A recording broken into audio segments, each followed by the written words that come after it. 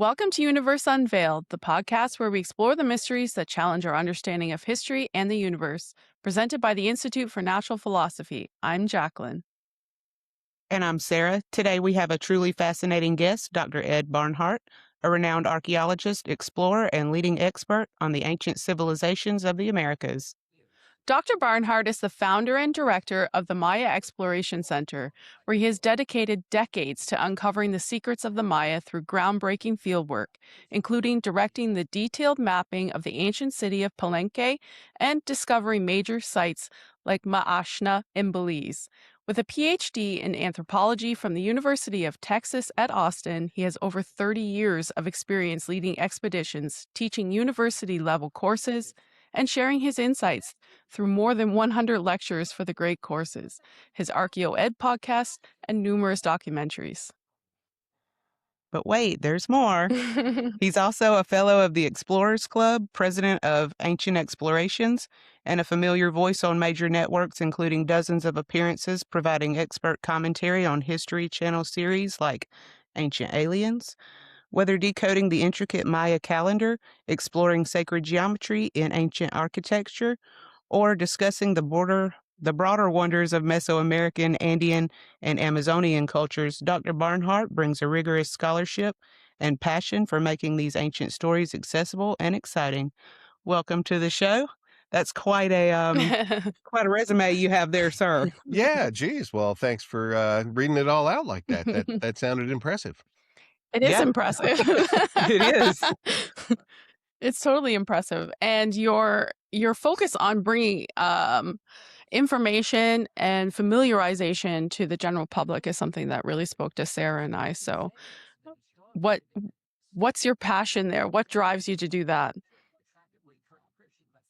Well, I mean, I've been at this a long time. I think my passions have evolved over the years. It used to be a much more, personal success kind of thing in the field. Nowadays, I really am more focused on getting everybody else to see what I see. Okay. Like, just such a rich tapestry of culture and civilization that was here on our side of the world long before European boats got here. And it's such a fascinating group of civilizations, and they they deserve their right in their place in world history, and they really don't get it. So, my passion at the moment is getting, first and foremost, us Americans to recognize there's a deeper history to the continent we live on. Absolutely.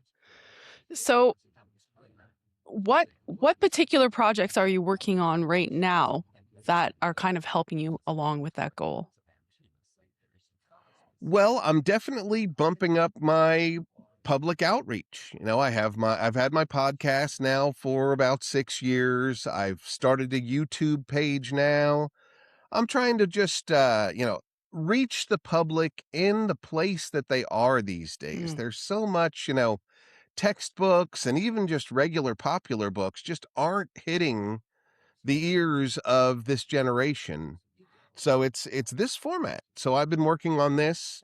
Another big goal of mine that's at the very starting stage right now is I want to create a textbook for probably middle school age where they're all learning about American history and the basics of world history.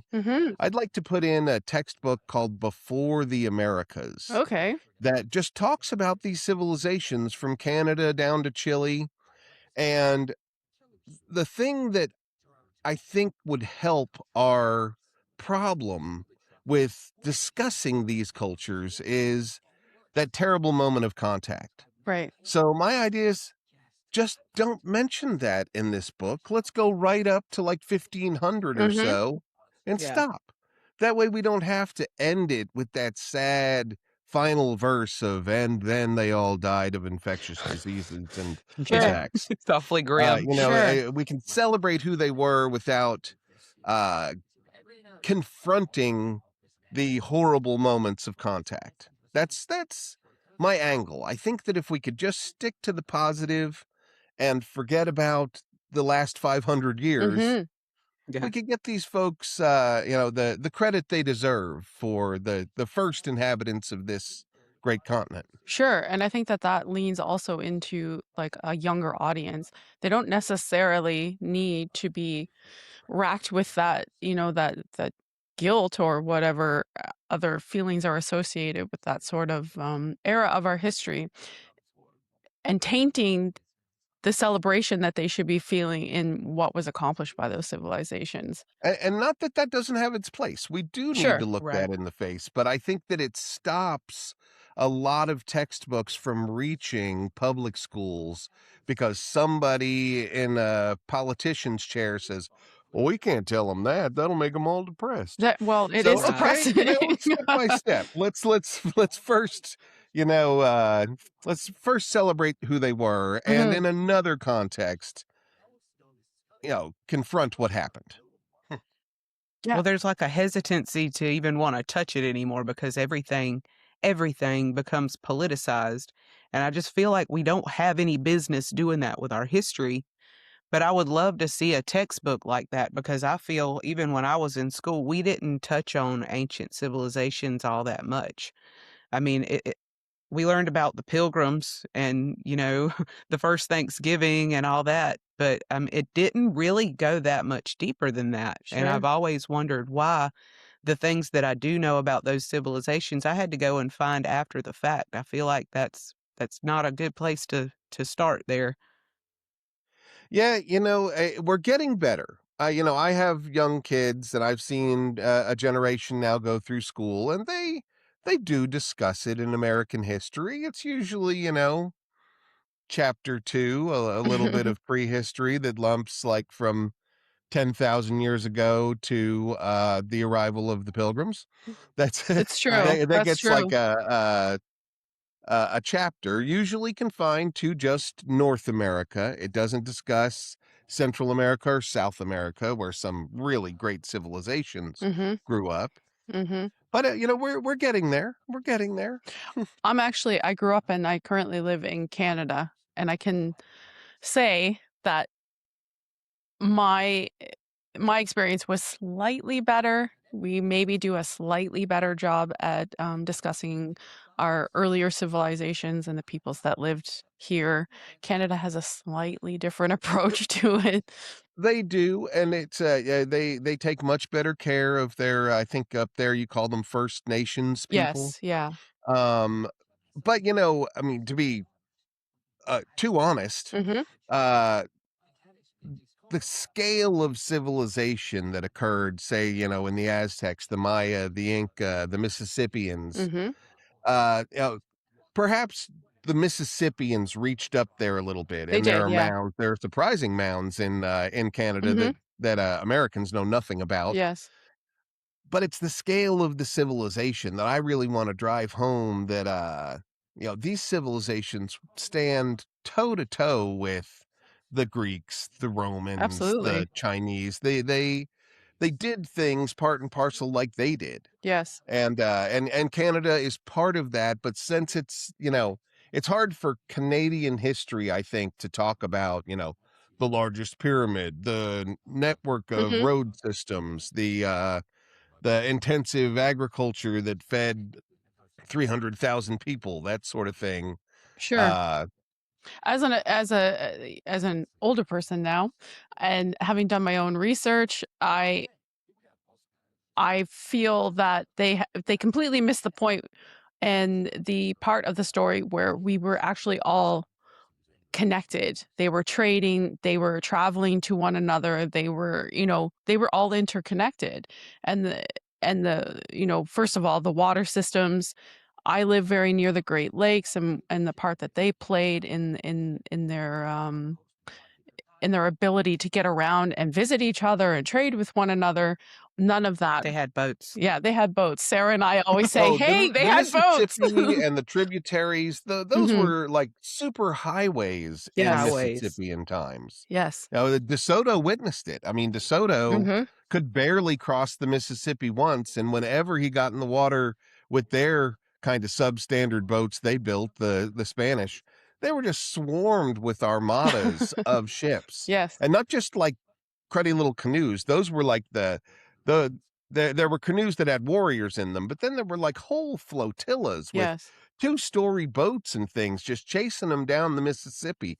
They were Yeah. completely outmanned, outgunned, and the boats of the Mississippian people were so much more versatile and maneuverable. They just Well, got owned. they were suited for those particular waterways, through experience and trial and error, whereas De Soto just kinda showed up with what he had on his Yeah, way here. he made, kind of galleon-like ships Mhm. that had protection on the outside sometimes, but the more and more those ships got destroyed, they started making just basically like, Tom Sawyer type of rafts, which Yeah. were pretty sad compared to a Mississippian Navy, which Yeah. is what it was. Yeah. That's wild to me. I As love far as combat goes, being in familiar territory is your greatest advantage. So, I Absolutely, mean, they yeah. would have known those waters and what to do and where to go and exactly how to, defend their position there. So, And they that were would have been a independent sight to city see. states too. So, in the story of DeSoto's sad men, he dies on the Mhm. Mississippi, but they're trying to get to the Gulf of Mexico and just escape to Mexico. Mhm.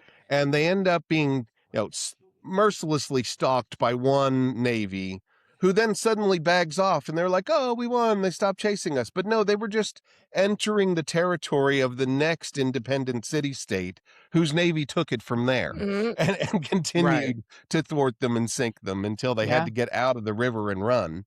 Yeah. See, it's such an exciting and engaging story.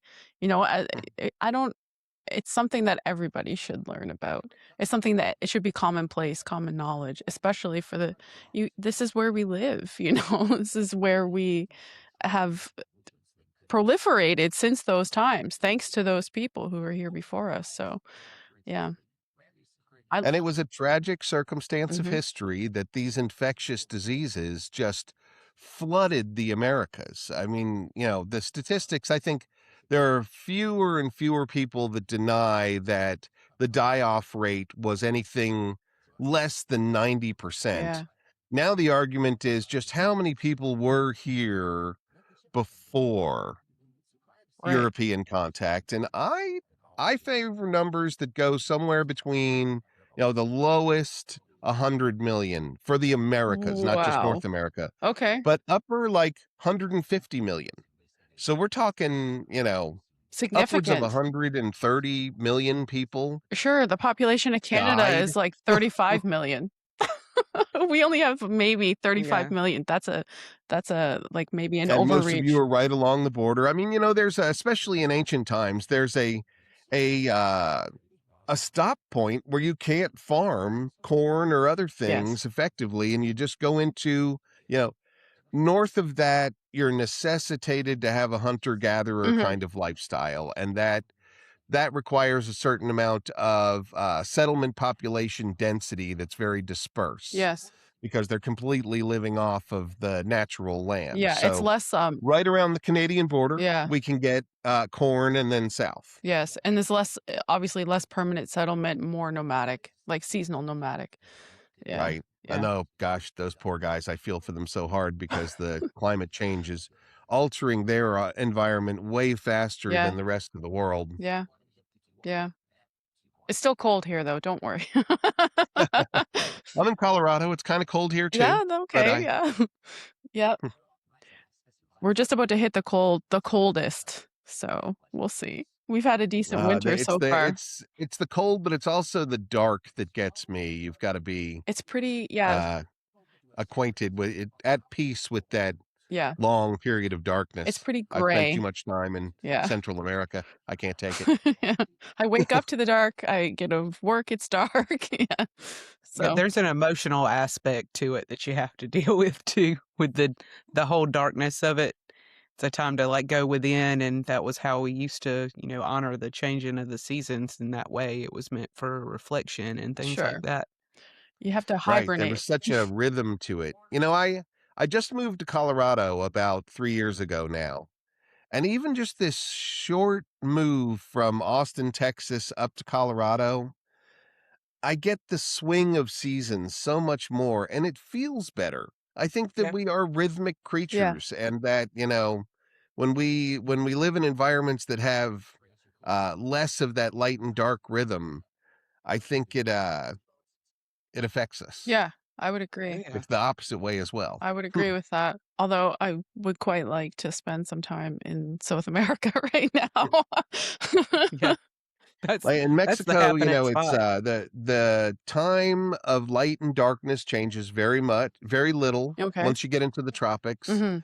It's the dry season and the wet season. So I Yes. think they also had their rhythms, but they were based on other things, less on light and darkness or cold and warm, and more on the seasons of the plants and the animals. Right. Sure. The food, the crops, that sort of thing. Yeah, that makes sense. So, Ed, one of the questions I was interested in asking you, your Maya Exploration Center has brought a lot of people face to face with ancient sites. What unexpected spiritual or personal transformation have you seen in the visitors when they first stand in front of some of those sites or in front of some of those artifacts? And how does that make you feel? How has it changed the way you view those sites? Oh, that's a nice question. Um, well, for one thing, on a personal level, it reminds me of how beautiful and special these things are. You can imagine that when you walk up to a pyramid for the 30th time, Mm, it hits different. sure. But then I'm with these people who are experiencing it for the first time. And that's a wonderful thing. I Mhm. feel, as a Yeah. facilitator of people's experience, but it also lets me, vicariously see it again through their eyes Mm. and say, like, this really is pretty special. That Yeah. that wonder. It's nice to keep that going in my life through the eyes of the people that I guide there. Yeah, I feel like And there that's are like different experiences. There are some people, they see it and they immediately like just glom to my side and have 30 questions about it. Other people kind of want to step away, and I can see them just having their experience, and they're deep inside their head and they're thinking about it. And so I try hard to let people have the experience they want to have when they're there, and Right. I try to make some time for people to wander around on their own. Mhm. That's I'm a as I'm already displaying here, I'm kind of a chatterbox. So I like get away from me. Go have your experience. So like think in your head. Don't Go look at it. Yeah. Yeah. don't listen to my voice all day. Think have your own experience. Do people cry? I feel like I'm easily moved to emotion over things like that, so I feel like I might cry. Hmm. I don't think I've had anybody cry with emotion about the ruins themselves. Mhm. The story, There was a though, really would make pretty me moment weepy. where a couple cried, but it was about birds. They were Okay. birders, and then we were in South America, and we were in a town called Arequipa.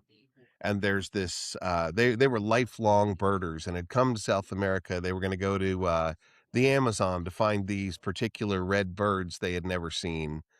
But in this monastery, walking around in town, in this big bush, were a pair of them, Oh, like wow. a mated pair. And these two old folks that had been looking for these birds forever saw them, and just like they were crying so Oh. much. I thought they were like they got a call that somebody died, but no, it was Oh. this beautiful birds that they had sought forever and found them Lord in a bless them. not in the Amazon, in this totally unlikely place. Well, they got what they asked for, didn't they? It was way up in the Andes, so they really shouldn't have been there, and they were, Okay. like, just taken by the experience that Yeah. they were just waiting for them. Oh, that's a special that was a special gift from the universe just for them. Yeah, Yep. yeah, Had to that's be. what I love about the trips the most. I tell people if everything goes exactly as planned, you'll never talk about it again. It's the things that we're looking for, the unexpected pretty stuff to happen to us on the road. Those are the stories you Yes. tell, and that's one of the True. great gifts of being able to lead those trips, to, you know, search out that kind of serendipity. Yeah. How many trips have you would you say you've actually led? Like, how long have you really been doing that? Oh gosh, I don't count, but it's certainly, I mean, personally, it's way over 100, Okay. and I'm not the only person working at Maya Exploration Center. Hmm. Right now, one of our partners, Luke Caverns, is leading a trip through the Olmec world, and hopefully, what is it? It's probably 10:30 his time. With any luck, he's meeting the chief archaeologist of an Olmec site called San Lorenzo. Okay. I actually follow Luke on X and have seen his posts over the last few Okay, days, well, so I knew that he was there. So, yeah, hopefully Virginia Lucky Arietta dog. has a moment for our group and she'll go show them what she's starting her season with, which is just, it's so great that she's out there. That site deserves so much more mm, attention. And the chief archaeologist there for years, Ann Cyphers, passed away about 3 years ago. okay. And Virginia was kind of her protege, but it's taken her this long to get all of her academic and political and Mm, financial things in a row. And she's got a team and she's starting. yeah. You gotta, when there's big shoes to fill, you gotta find your feet, if you will, right?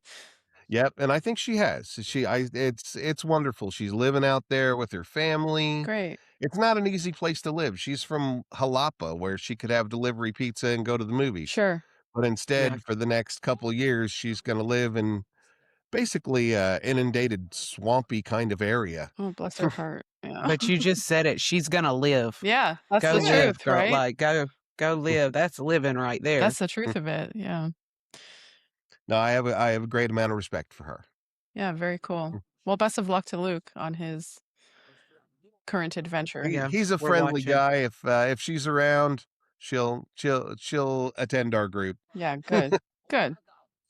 So, of all the civilizations that you've studied, come into contact with, and probably fell in love with, which one is your favorite? Oh gosh, that's like asking somebody to choose which is their favorite kid. I get that. Yeah. That's I can see A that. tough that's not a question. nice question. I'm sorry. I mean, there's places I've spent more time of my life in Hmm. that weigh more heavily. Like, obviously the Maya. Okay. I love Maya civilization and I love who they are today and I love who they were in the past. Hmm. Lately I've become very enamored with the Khmer people Okay. that over in Southeast Asia, the people that built Hmm. Angkor Wat and all those other structures, the Khmer are still there. They're still Buddhist, kind of with a Hindu twist, Hmm. and uh, and they are just such beautiful, kind people. And the things their ancestors made were so monumental. Yeah. They're literally can be seen from space, and Yeah. the old fashioned seen from space, not lidar. Yeah. Like the real. Yeah. So, how do you feel about, and this may be a loaded question, so don't shoot the messenger. How do you feel about the Maya came to the southeastern United States? How do you feel about that theory? I would love to put that feather in their hat, Mm, uh, um, but I don't see strong enough evidence to say so yet. Evidence. We okay. we end up getting these sites like there's one in Georgia Mhm. that they the people that are studying it are suggesting that there's a very rare kind of white clay there, which is true geologically, but that's the Palygorska? key to Maya blue pigment, and that the Maya went up to Georgia to get it. Mhm.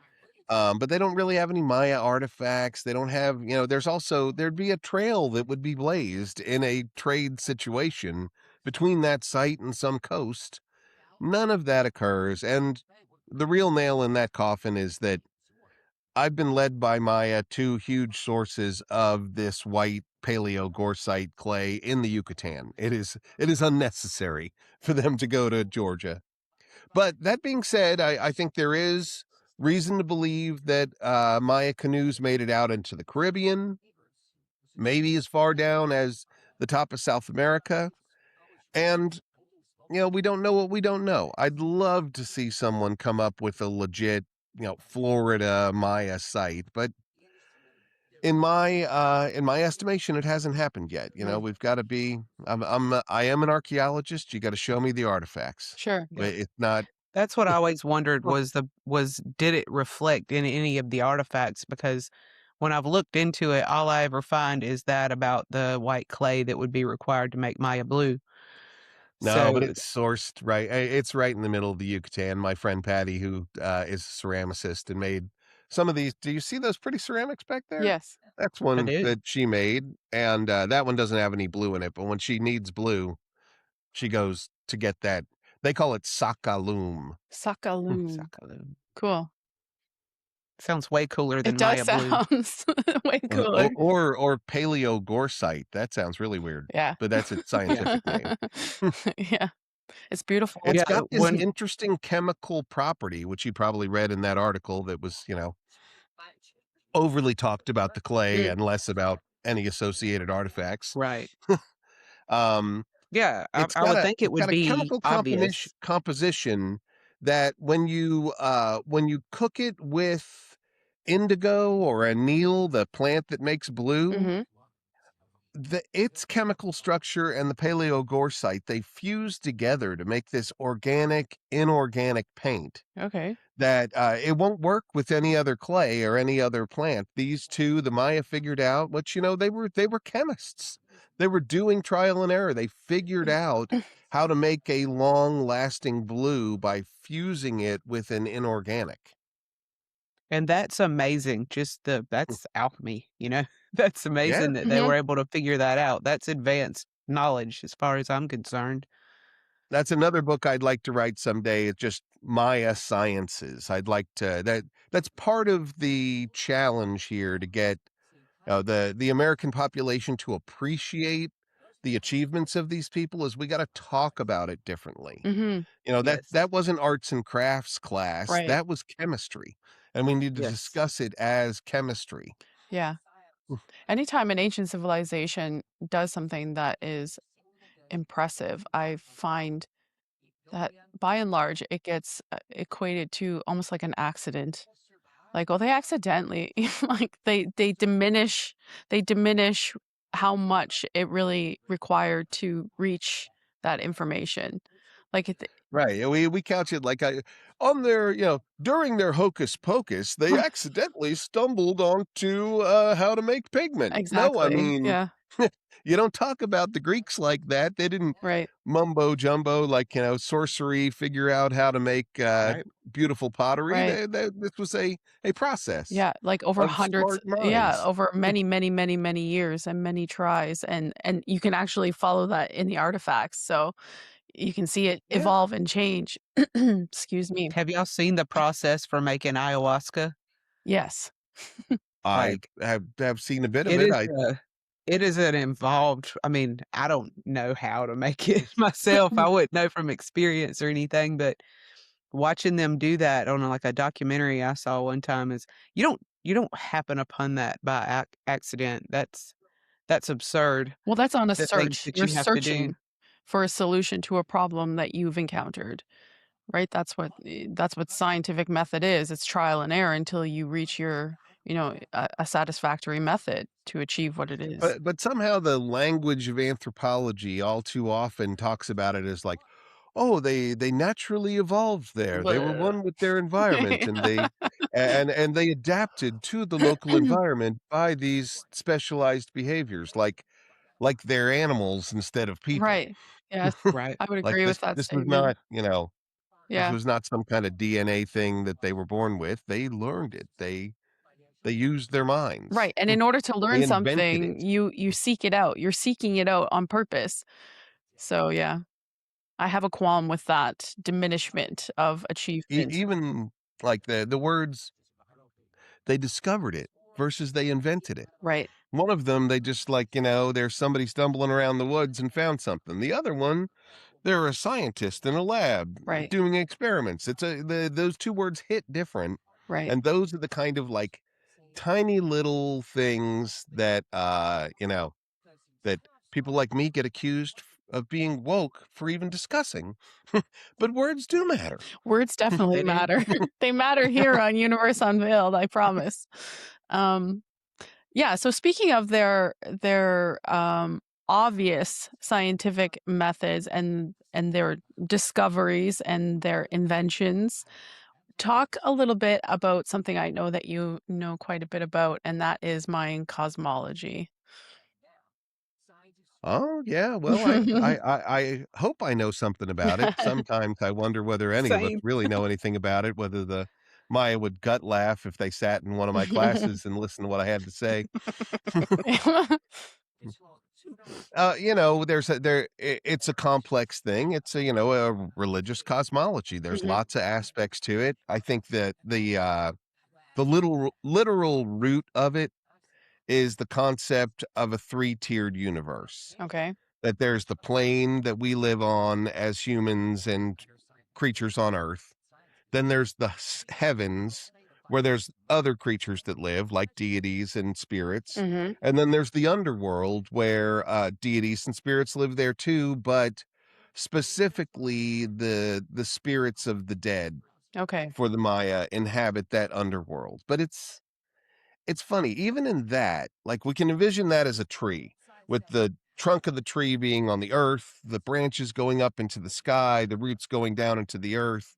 That's a really typical vision of not just Maya, but a lot of groups. I think all across North America, that's the same sort of thing, this three-tiered Right. universe. But it's not like a layer cake. I mean, sometimes when I hear it discussed, it's this world and the other world. And there's a kind of fluidity between the upper world and the lower world where spirits and shamans in trance can kind of go back and forth. There's almost like I don't know, like a subway system around that doesn't have to go through Earth. Right. So Jacqueline's they're gonna they're they're laugh at not me like hell when and I heaven. That's when people hear this analogy or this description, Christians immediately go to, oh, well, heaven's where the nice guys live and hell's where the bad guys live, and that's below and that's above. It's not like that. Yes, but no. There are a more malevolent things in the underworld than there are in the upper world. So Right? there's a slight correlation, but Sure. it's more complex. Yes. Sarah, what were you gonna say? you're gonna laugh at me because I always find a way to make everything go back to Zelda. But as you're talking about that, in Zelda Tears of the Kingdom, it is laid out exactly like that. There's all these spiritual concepts inside the game, and I find them like Easter eggs. But you just helped me find one. They've got it laid out that way where you have like the sky, and then there's the mid area, and then there's the depths. So Okay. they've got that laid out like that on purpose. That's so interesting to And maybe there's a hidden labyrinth that connects ones that aren't There is. actually There attached. is. There are 2 hidden labyrinths, and you go all the way you have to drop down from the sky, and you go all the way through the middle one, and you end up in the depths, and they're connected in that way through So a when labyrinth. you unlock your next achievement, you can thank Ed. It's beautiful. Like, I I have find stuff consulted all the for a time couple and of see it. video games, and I do love that. I love just knowing that video game developers Mm. want to tap into that kind of interesting ancient knowledge. Yes.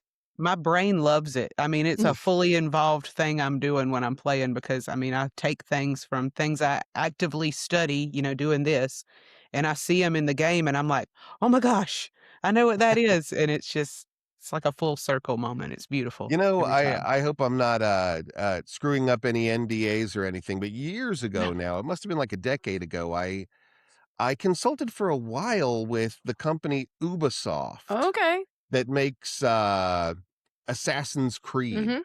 Yep. Mhm. And they asked me a lot of fascinating questions. They had already done a lot of their homework, but a lot of it was like Maya kings' names and dates, wars of the Maya. Then it went to the Inca Mhm. and a lot of their wars and how their territory was divided. It was, I don't know if I don't think they ever came into any kind of Assassin's Creed thing. That's why I'm worried like somebody's going to go like, hey, we told you a decade ago never to say that. Right.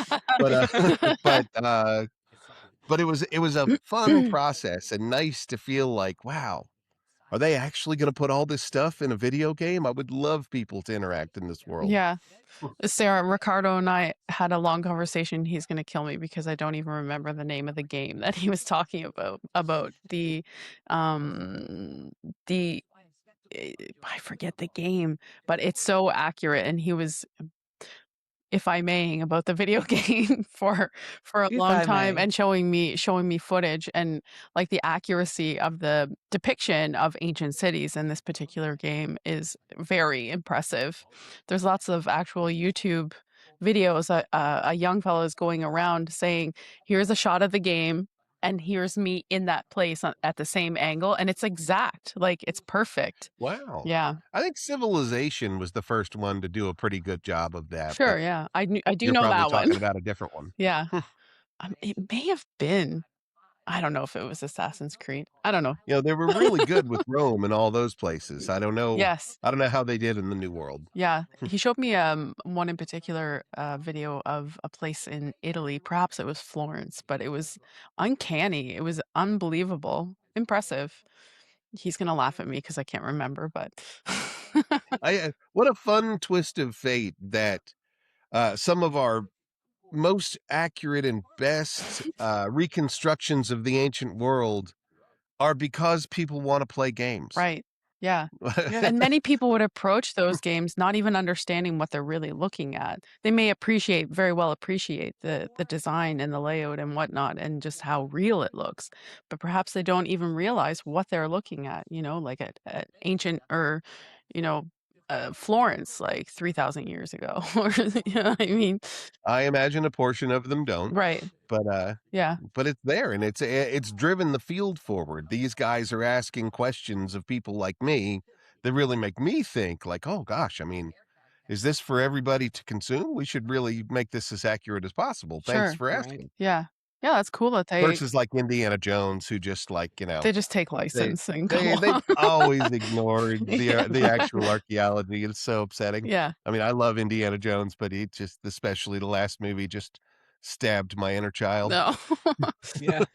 Well, Can see it's that. cool that they, like, have, you being an expert in the field, that they consult it with you, so that gives me hope. Some places do it great, and some places just ignore it. Sure. I think it depends on the mentality of the people on top. Yeah. Hmm.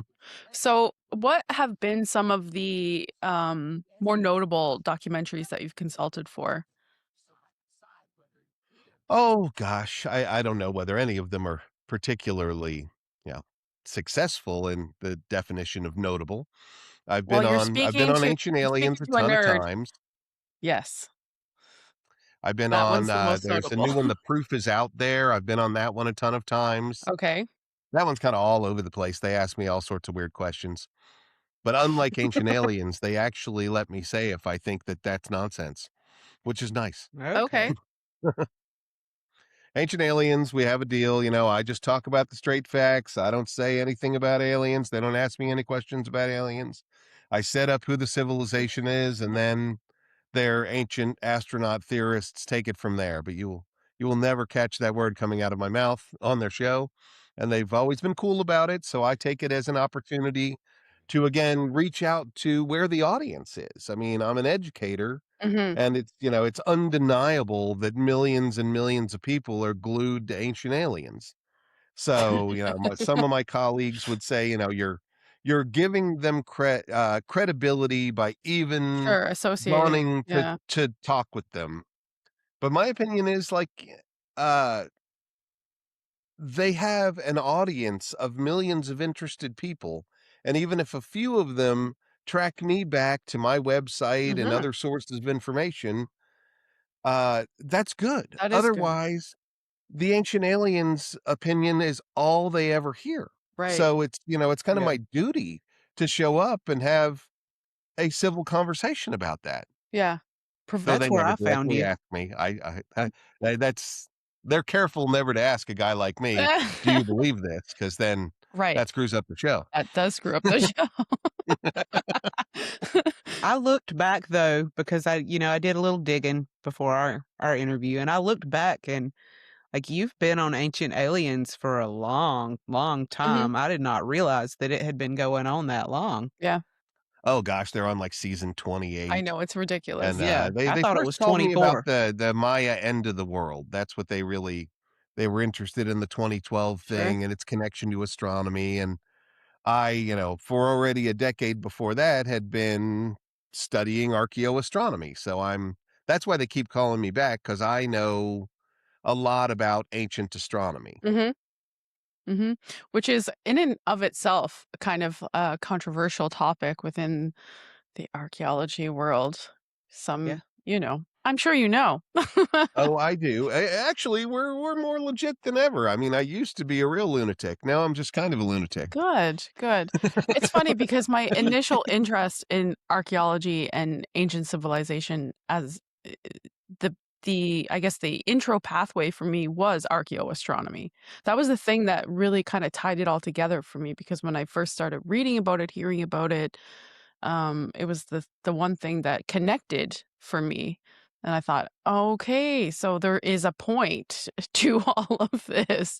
And that was kind of what led me down the path to begin with. So I've always just kind of considered that particular topic to be a given because it's so obvious to me. And I find it, the more I read and the more experience I had listening to different sources of information, I found it so intriguing that some archaeologists and other people in the specialized fields just kind of poo poo on that. They don't like that at all. It's such a strange. Well, like in any field, there's good studies and there's junk. Hmm. And so, some folks throw the baby out with the bathwater. Yes. Yeah. And people in the field of archaeoastronomy can go too far Agreed. and literally end up on Ancient Aliens. But Yes. it's so evocative to all of us. Like you were just saying, Jacqueline, that it triggered something in Hmm. you. Astronomy is the perfect bridge between the ages. I think It's so. just so wonderful to think that there's the full moon, and you know 10,000 years ago humans stood in this place and saw that full Right. moon and had their own thoughts about it. It literally Right. connects us in ways that not even geology can. And furthermore, they committed and dedicated so much time, effort, energy, study to literally putting a lot of that into stone, which to me is that's where the undeniable proof is. It's right there. Like they didn't do those things for nothing or for fancy or for a hobby. It was very important to them. So that's what. And I think an important element that people don't appreciate is that they built these things not as some kind of like, scientific observatory in most Right. cases.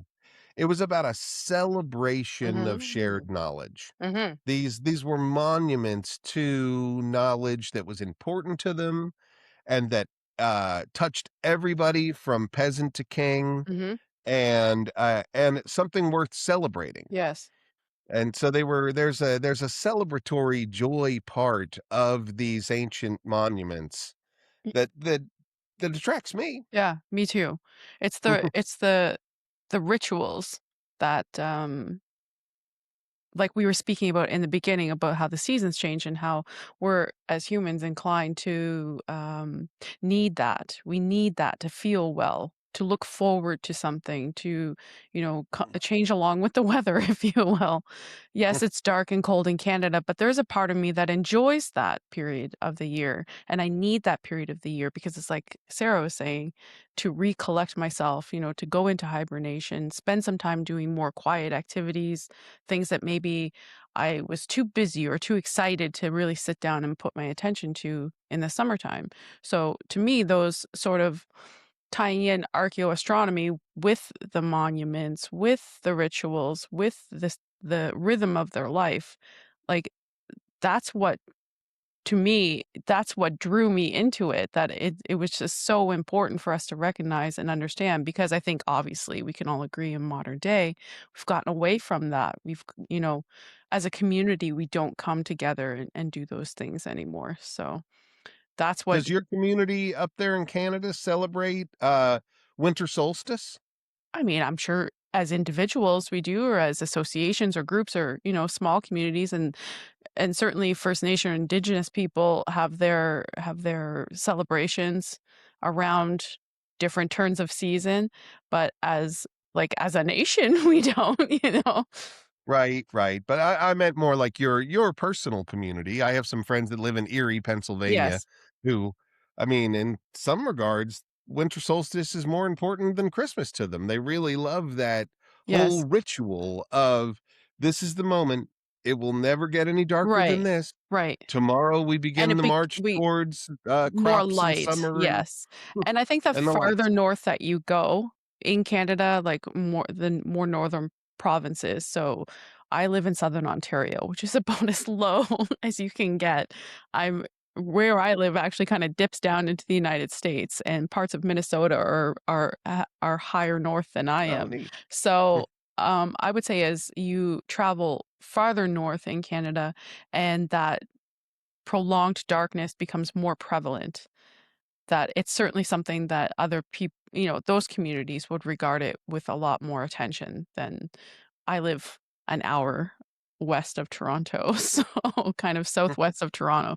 So it's probably not as prevalent here, but yes, it is. And in Canada, in a colder northern climate, it is something that we take into consideration. Okay, here we go. We're doing it again. Everybody, make sure you have good food and warm socks. Let's go.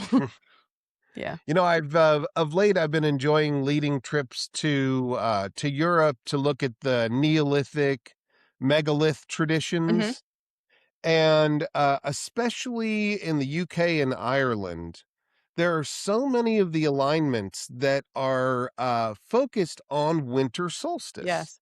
Yeah. And it's neat to think, just to try to get in their shoes and say, why that one? Yeah. The June is, you've got crops, you've got sun, you've got heat, you're ready for a party. Hmm. But there's they focused there on creating like Newgrange, for Yes. example, just outside of Dublin in Ireland. 5,000 years old, still standing, this beautiful passage tomb, Hmm. and this passage that comes in, and it's aligned to winter solstice. Every winter solstice for 5,000 years, the light has been coming in Hmm. and hitting the very back chamber, and only in the way it can only do that On that when day. the sun is its farthest Yeah. south it's ever going to go rising. Yeah. Do you think that Neat, they're neat that they focused on that. It was almost like a ritual of hope, sure, like a rebirth, similar to a yeah, renewal. yeah, similar to what you were talking about in the South American cultures and the way they, view their ideas about the underworld and whatnot, and traveling to and from those places when you get into the more spiritual practices that they had. So it's probably it could it be all connected? Imagine. You think? Imagine they were just like us in the way that they think. Yeah. Yeah, very interesting stuff. So have you been recently spending more time traveling, like you said, to Europe rather than South America, or are you just a very busy man and you're all over the place? Oh, I'm still a lot of my studies are still rooted in the Americas, but I've been at this a long time. Mhm. I'm 57 years old. My first field thing was at 17. Wow. Okay. So part of it is just to keep myself Sure. interested and look at new challenges, see these things with new eyes. And sometimes I come at it from a very backwards perspective. I spent my whole life trying to understand ancient American Mhm. cosmology and methodology and reasons for doing what they do. And so when I go to a place like Stonehenge, I'm almost looking at it through the eyes of a Maya. Right. Of And course. it's a fun, weird place I find myself in with European heritage, but Mhm. I came to try to understand those things decades into my career, which was totally stuffed with Native American concepts. So like my preconceived notions of how and why they did that come from the Americas, Hmm. not from like Egypt or Greece. Okay. Yeah, I can see where your perspective. I understand what you're trying to say there. It's fun. Yeah. It's fun. I've been working there. I've been working in Southeast Asia a good bit. Hmm.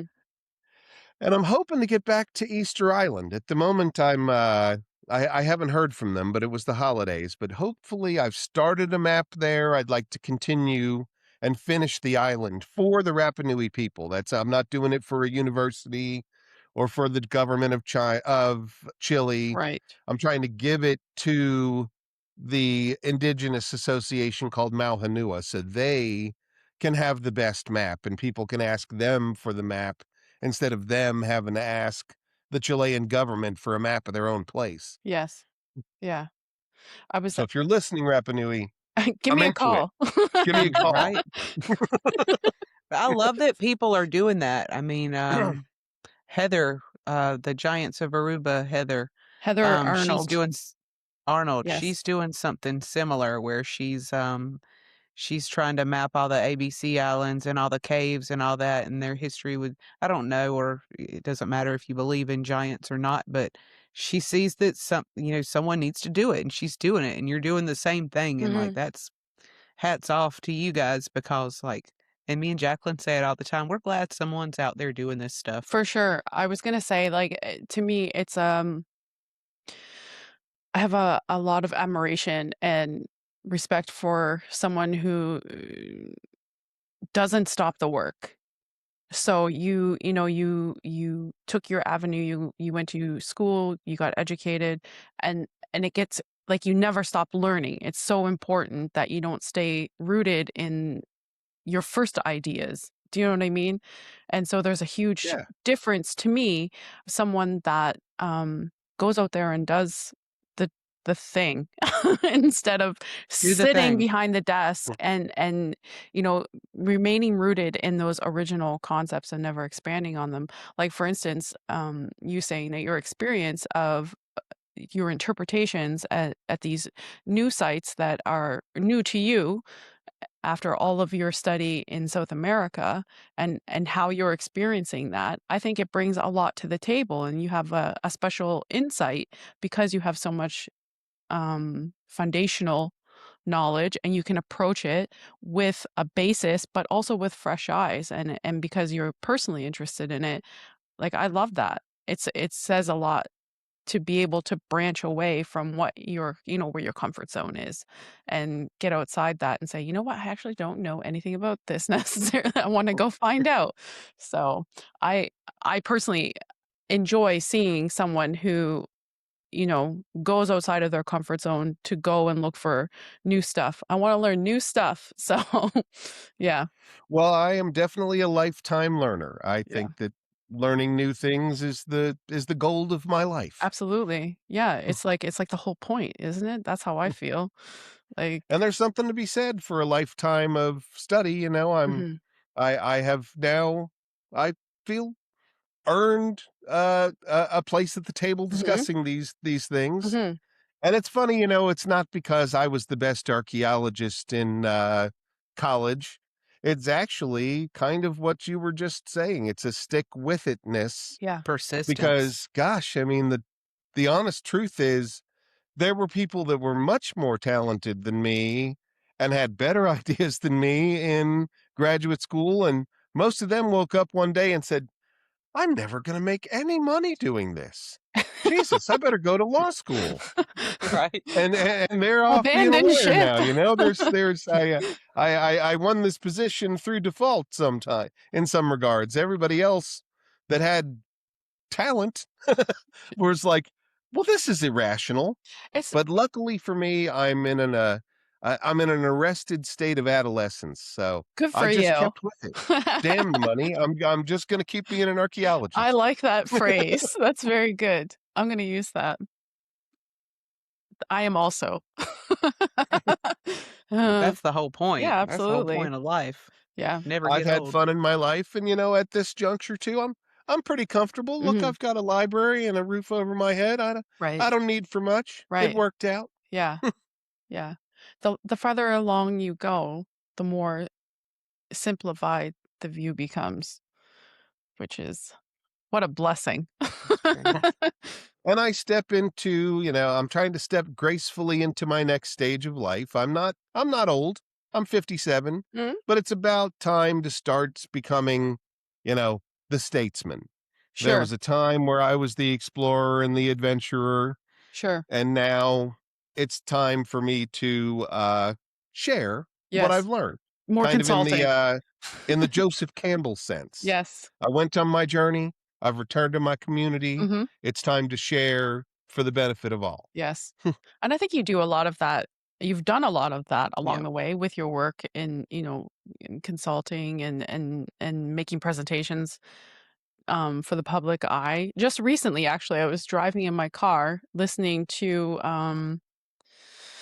it's a noise of podcast, Ancient Civilizations, and I heard your name and I thought, oh, that's funny. So Somebody name dropped me, huh? That's nice. yeah. All bad, I hope. Yeah, it was terrible. Yeah. Yeah, so specifically in reference to, Mayan civilization, so, yeah, that was kind of funny because Sarah had just said, "Oh, we're gonna speak with Ed Barnhart." I thought, "Okay," and then I heard your name, so I think you have been working on that role as um, the wizened one for a long time, so it's probably gonna be an easy role for you to settle Though I into. am still a joker, and like part of my podcast, Archaeoed, which no one can spell, so no one can find. I picked a horrible name. But I like telling stories too, like Mhm. my field stories, and some of them are pretty, Cheeky? outrageous. They're not about I'm not always, soberly teaching about Right, Native American cosmology. Sometimes I'm talking about the weird stuff that happened to us in the jungle. sure. But that's the real And that's stuff. fun. I think that makes it accessible for people. I'm not just some, you know, professor trying to You're a convince real them person. Yeah. of ideas. Sometimes I'm just telling my stories. One thing I wanted to make sure to ask you because I have a personal interest. Sarah is going to have a light bulb moment in a minute. But um, so modern day, right now, a lot of people and a lot of medical science is turning to the effective and very useful application of psychedelics and plant medicine. So for healing, for, to gain insight, to assist with a lot of different conditions that a lot of people suffer with that we really have no effective way of treating. Psychedelics have been breaking ground very quickly, which I am personally excited about. I am formerly a nurse and I am a current anthropology student. So one of my personal um, fields of interest going forward, I have plans to learn as much as I can about historical use of psychedelics and plant medicine. So, what have you learned along the way about the Maya's documented use and the application? Specifically the Maya, funny enough, very, very little when it comes to psychedelics. Okay. I did a podcast on my Archaeoed about indigenous hallucinogenics use. Okay. But it's an interesting topic. Mm-hmm. I do agree with you that I'm glad that the stigma Mm-hmm. against anything that's hallucinogenic seems to be loosening at the moment because it has been a helpful tool Mm-hmm. for humans for time and memoria. But they used them for purposes of contacting the other world. Mm-hmm. And there were many different ways to trigger that what Iliadi called the ecstatic state. This trigger the hallucinogens, trigger your altered state of consciousness. That's what they were going Mm-hmm. for. So in the case of the Maya, we really there's a few key images that appear that they're well, they are doing enemas. Mm-hmm. But the question is, what's the stuff they're putting inside them? That's not clear. They don't show it. Right. Um, the mushrooms thing is not very clear. When the Maya are very clear about reaching that altered state of consciousness and contacting their ancestors and seeing the other world, it's about uh sensory deprivation and then bloodletting. That's how they did it. They would starve themselves, they would keep themselves in very Mm-hmm. sensory deprived environments, and then they would come out and they would cut themselves. Right. And on their penises, their tongues, other places, but that blood loss and the shock is what triggered their visions. Absolutely. That's what they explain, and Sure it we've got would. hieroglyph pretty much That is telling us. I mean, gnarly. it's really blatant. I mean, some of them are like, here's a penis, here's a knife. Yeah, yeah, yeah. Yeah, yeah. Like Yeah, they're Wow. they're very clear yeah. that that's how they did it, and we don't have, there are some mushroom statues, but they cannot be clearly connected to eating mushrooms. There's some fun talk about a poison frog toad named Bufu marinus. That one that has hallucinogens in it, Like Homer but there's Simpson. no real proof. There's statues where they're displaying that frog with its extended parotid glands where the hallucinogens are, Okay. but there's no real proof that they were taking them. Hmm. You go up farther north, definitely mescaline and peyote in the deserts, that's connected. There's datura.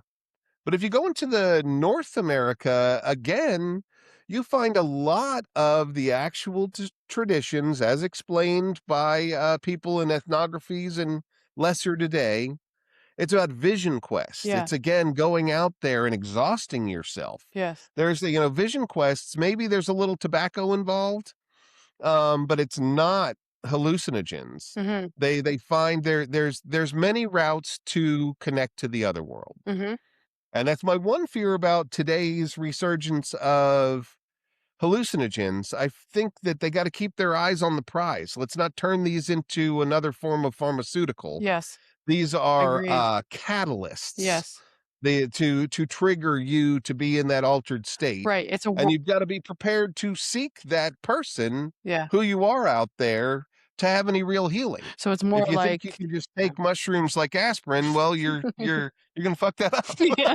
Yeah. Absolutely. It's more like a working tool rather than a crutch, right? Which is, I think, the intention of many medications, but you know how we are and what we do. And, if we can lean on In something, we'll the just ancient lay world, it was down. never recreational. Right. Yeah.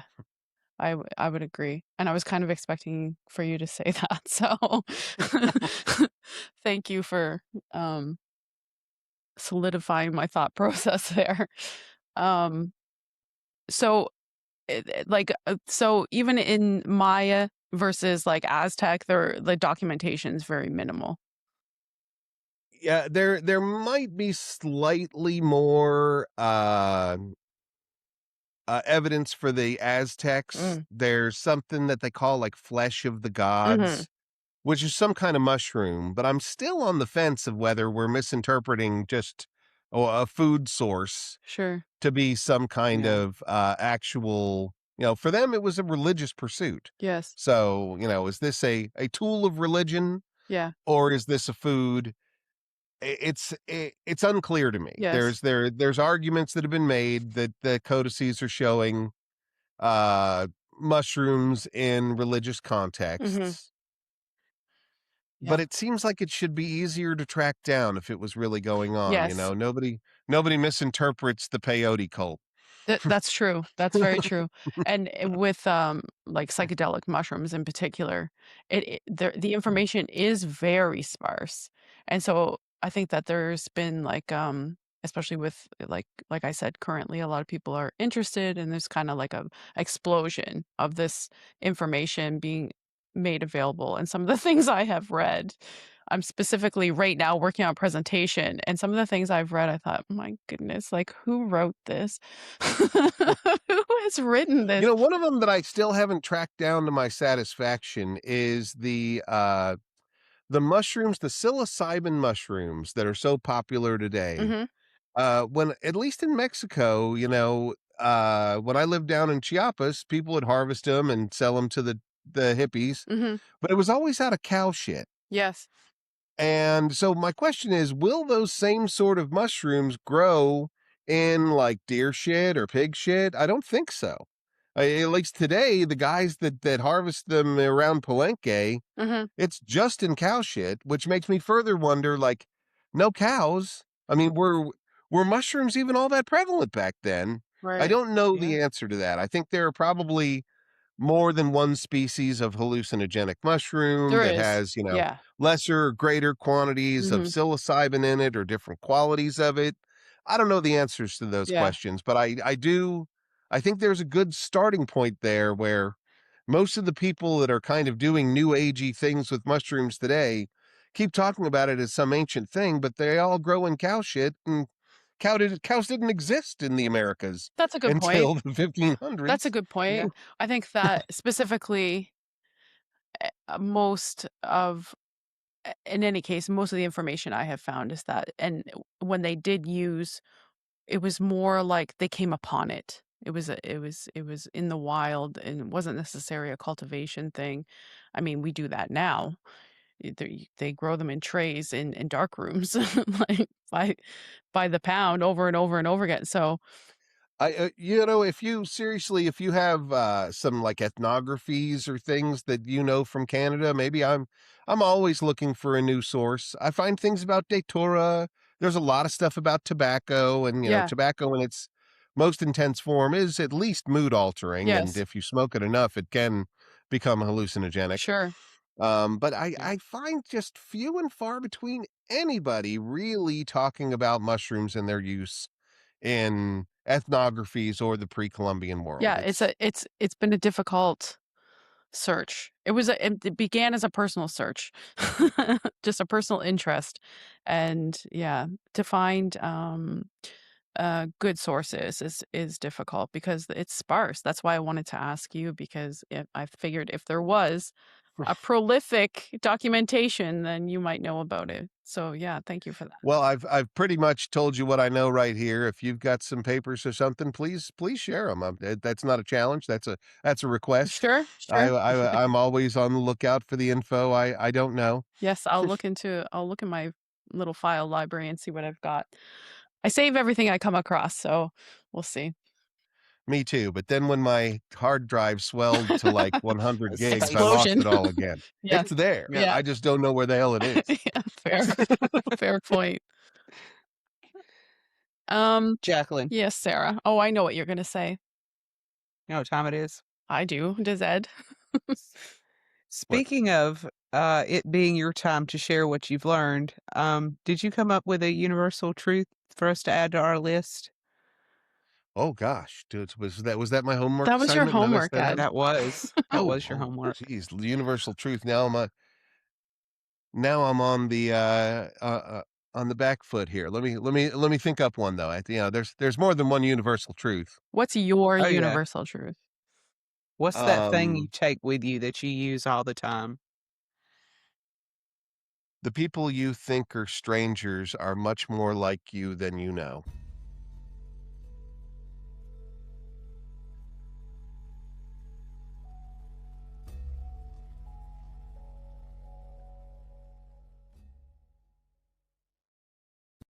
Oh, I like that one. I do too. Yeah, that's a good one. That you just thought of that right off the top of your head? Well, that's kind of how I feel about that's my approach to That's a lot of places. If I'm going there and I have some trepidation, I look forward to showing people Hmm. that are scared of those people that they're actually a lot more like you than you realize. Yes, that's a good one, that's Ed. true. Yeah, That's a really good one to come up with so fast. Like we always try to give it to people before the show. That way they can stew on it for a little while, you know? yeah. He didn't even need a Well, I minute. should He just knew. probably give Joseph Campbell a little shout out credit there. Okay. That's Okay. his philosophies taught me to seek that out and prove it for myself. Yeah. No, that's a good one. It's true. We use that all the time on here. I mean, we were just talking the other day about how nervous we were before our first episode because, oh, we have to, talk to these people and they're all smart and really, established academics and all this stuff, and it was the same exact thing. I mean, we haven't had anyone on yet that was not pleasant. So, yeah. I'm sure we could find some. My wife says it in a slightly more caustic way. She goes, "The more smart people I run into, the more I just realize they're not that special. Just like everybody else. They're just like everybody else." Yep. Dumb just like the rest of us. You know, we all have our blind spots. There are Sure, of certainly things course. I'm very stupid about. Absolutely. Like, how could you know? How could you be a smarty pants about everything? You couldn't. That's a silly. It's like it's by Well, design, you'd but be I say that all the insufferable. time. Those we've all met those people. I was They're a gonna pain in our say ass. we know who they are. Yep. Now I can name a few of those off the top of my head too. Let's not. Yeah, that's funny. So has your worldview, and I'm sure it has because it's been a long time, has your worldview changed at all from doing Ancient Aliens? Like, have you met any information through Ancient Aliens that you were just like, yeah, that may be, or anything of note? Let me take a respectful pause before just popping off on that one.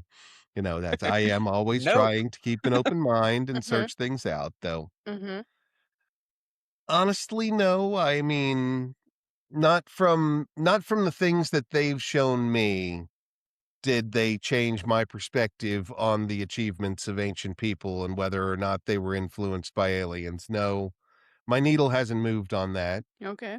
Though I will say that it's been an interesting process to meet the people that are actually doing it. You know, most of the directors are just regular folks like you and I. They're doing a job, you know. They've got a guy who's asked them to create a show and their passions are, you know, film and media, and they're doing their job. Mm-hmm. And Yeah. they're I have not found anybody in that organization who is a gung ho ancient astronaut theorist. They believe this with all their heart. Now they get people on the show that do, Yes. but they're more media folks, and over time, and I may have played some small role in this, and I hope I have always said, you know, the line is going to be racism, guys. I don't want this to run anybody down. I don't want to disparage one group while elevating another. I certainly don't want to take away the achievements of ancient people by fueling the idea that they couldn't have made their own achievements. And over time, I feel like they have really moved carefully to shut those avenues down. Mm-hmm. At the start of Ancient Aliens, there were a whole lot of just, you know, racist twats who, you know, wanted to Yeah. blend it into white Sure. supremacy theory. And they are aware of it, and they are actively trying to push that away from what their message is, which I like. Yes. Yeah. Yeah. Respectable, given the They subject got matter. they got a long ways to go, Yeah. but Yeah. I can Obviously. tell you by talking to them personally, they are working on it. And I bring it up often. Yeah. That's good. I mean, overall, I would have to say that not to drag on Ancient Aliens, which I love. I love that show. It's a great entertainment. Oh, you know, they don't need our support. No. They're cool, Jacqueline. Yeah. They're fine whatever Yeah. we say. In fact, they'd probably like us to run them down. Yeah, They'll sure. use that. Right. Sure. But I mean, it is respectable in some regard that they had, basically both perspectives represented, and voice of reason versus like completely falling off the other edge. We Yeah. all love the idea that we're not alone in the Sure. universe. Sure. It's great, and Yeah. you know, it's why it's such a popular show. It Mhm. crosses all demographics. It does, yeah. We all, at some level, are interested in whether or not we're alone in the universe. Yeah. I need it to be true, Ed. It is true. I mean, you know, from a mathematical Say it. point of view, it is statistically impossible Right. that we are the only life in this vast universe. That's a good point. The Yep. question is, do they give a crap about us? Probably Probably not. not. That's our human hubris. It really is. Yeah. Yes. But I mean, I feel like you do about it. a lot of people get into this stuff through the ancient aliens doorway. Like they come in from ancient aliens and then it inspires them to dig deeper. I mean, I Mm. did that with you. I found you on ancient aliens and then I hit you up and said, this guy knows everything about the Maya. Like, if you want to know Well, about the thanks for Maya, this yay, guy. look at that. I got one. I Like got one. Yeah. Yay. So, I mean, but like, I love that it brings people in. I think that overall, I think it's been a positive force. Sure. And I know it has its drawbacks, but I think that overall it's a positive force. And I was very sorry to hear about Eric Von Daniken Yes. passing Yeah. away the other day. That's very sad to hear. Yeah. Yeah, he really was the OG. He really was. He was. If I am completely honest. Yeah, but however you feel about him, he was the Yeah. OG. If I'm completely honest, I grew up in a very liberal-minded household and from a young age was able and encouraged to read things from all different backgrounds. And his books were on my dad's bookshelf. And that was really like my first foray. So, I mean, no matter what you like, what you Yeah. said. Yes, exactly. No matter what you think. Get some dust on it. Yeah. You know, it's such a weird place that we're at. Maybe we've always been at this place and it's just our generation's flavor of it. But Sure. like, I heard one article I read, its title spoke to me. It was, what do we do uh, with the art of monstrous men? Mm. Like there's so many, he's a fickle character. I wouldn't call him a monster, but he's a little too old school German for my taste in many of his attitudes Mhm. and and his conclusions about what was going on then. Mm. But you know, it inspired millions of It people. did. Yeah. That's Yeah. that's a good thing. Yeah. Yeah. I mean, it's definitely worth the nod, you know? And he carried that whole arc of his storyline like throughout the whole of his life. And so I have, I think up until recently, he even had a cable network channel in oh Arizona. wow. He was just still out there broadcasting Yeah. till his last moments. Yeah, and I have a lot of you have to give a nod to somebody who is so dedicated to their craft. I never met him personally, so I never really got to look him in the eye and talk to him about things. I have I have a litmus test myself. I've Mhm. gotten, I guess, the privilege of meeting a lot of these folks over the years. Sure. And some of them were or are charlatans. Don't believe what they're saying. Here, here. Some of them really, really believe what they're saying. And regardless of whether I think they're misguided or Mhm. not, I at least respect the courage of their convictions. Sure. And the Yeah. genuineness of their person, if that's what they believe and that's where they are, it doesn't make them a bad person, just so yeah. Yeah. Yeah, And it does connect us. it Like Sarah does. was saying, uh I never hear from my sister Linda unless she sees me on Ancient Aliens and then she calls me. So, Ancient Aliens gets my sister to call me. That's nice. That's nice. Bring your families See, together it's positive. for 28 seasons. I used to watch Ancient Aliens. It was my sleep show. And I have it on Hulu, and I would watch it, like, when I would go to bed, I'd let it play all night, and then the next night, I'd just pick it back up and And just start let it again, and when play. I get to the end of the season, I'd go back. I wouldn't go to, like, season 1 because I didn't like the first season or first couple of seasons, Mm.